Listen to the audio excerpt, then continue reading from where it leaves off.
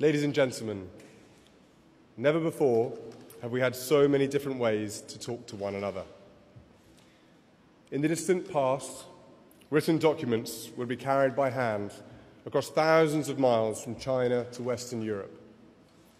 Today, we access knowledge from all over the world through our mobile phones and at the tap of a key.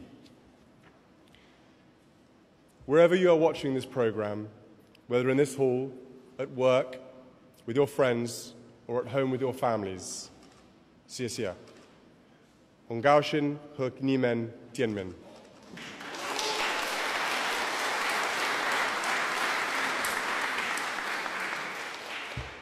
Thank you for welcoming me into your homes.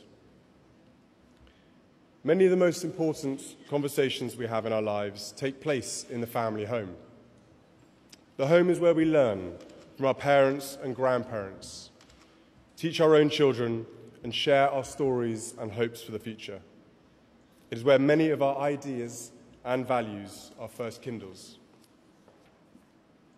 In that spirit, there is one subject I believe we have to discuss around our family tables and across the generations. It concerns the future, and I know the Chinese are a far-sighted people.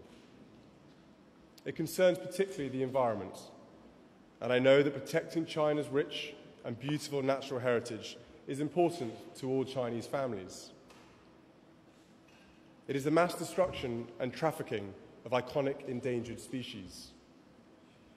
And it is time to talk about the growing human demand for illegal wildlife products that drives the trade and makes it profitable. Today, we face an unprecedented surge in the brutal slaughter of iconic animals by poachers. In South Africa, for example, one rhino was killed every month until 2005. But last year, 3 rhinos were killed every single day. In the 33 years since I was born, we have lost around 70% of Africa's elephant population. Of those that are left, 20,000 are being killed every year. That is 54 elephants killed every single day. At this rate, children born this year, like my daughter Charlotte, will see the last wild elephants and rhinos die before their 25th birthdays. Those who suffer the most from this loss are some of the poorest people on our planet.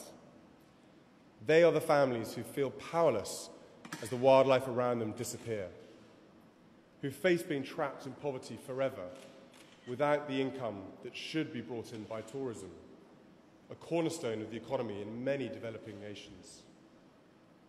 They are the children whose parents risked their lives in the fight against poachers. In the last few days, 3 rangers and 1 member of the armed forces were killed by poachers in one incident in Central Africa, leaving behind 14 children between them. It is these children's future that is blighted so tragically by the illegal wildlife trade, and it is their birthright that is stolen. There is no hiding from these facts today. On our phones, laptops, and our TV screens, we can see the images and read the reports that lay bare the truth of this crisis. That knowledge brings responsibility. The responsibility to do everything in our power to reverse the march towards eradication of these fine animals. The good news is that we are far from powerless in this struggle. We can turn the tide of extinction. We know where the animals we are trying to protect live. We know many of the roads, the airports, and ports criminals use to transport their cargo, from killing fields to marketplace. And over the last few years, we have seen a groundswell of action by governments to improve their laws and work across borders to fight the traffickers. Only last month, President Xi announced that China will take steps to halt the domestic trade in ivory, adding to the ban on ivory carving imports he announced in February. But we know the illegal wildlife trade cannot be solved by governments alone. The spotlight falls back on all of us. and on the choices we have to make to play our part in addressing this problem. We have to accept the truth that consumers are driving the demand for animal body parts, for art, for trinkets, or for medicine. Only we as consumers can put the wildlife traffickers out of business by ending our demand for their products. I know we can do this. The desire to possess animal trophies or ornaments made from ivory has been felt on every continent for centuries. I know this topic is sensitive for many families. For example, until 100 years ago, my ancestors were among those who had little concern about acquiring ivory, without the knowledge of the threats of extinction, corruption, and violence that the ivory trade would lead to. My rejection of ivory today is not a judgment of past generations. It is an acceptance of the world as I find it today, and the world I want my children, George and Charlotte, to inherit. Likewise, those doctors and medical practitioners in China that are speaking out against the use of endangered species in medicine, they are not judging previous generations who did not have the facts that you do today. They are just accepting the truth that all credible evidence and scientific research shows, for example, that rhino horn cannot cure cancer. We have a responsibility to act on the facts we have today. By doing so, we are honouring the generations that have come before us, and we are protecting those that are yet to come. I do not think that any of us would stand and watch an elephant or rhino being killed, or a ranger being gunned down, because we wanted a bracelet or an ornament to impress someone else as a gift. But that is what the demand for wildlife products means in practice. The decisions we make as consumers affect the lives of ordinary people thousands and thousands of miles away, in countries we may never visit.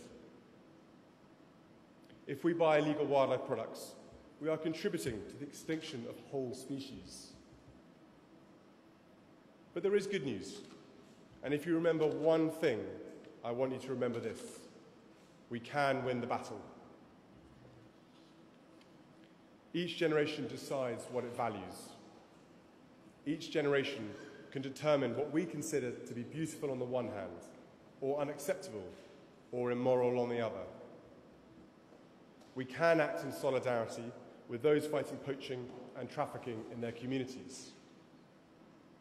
I am absolutely convinced that China can become a global leader in the protection of wildlife.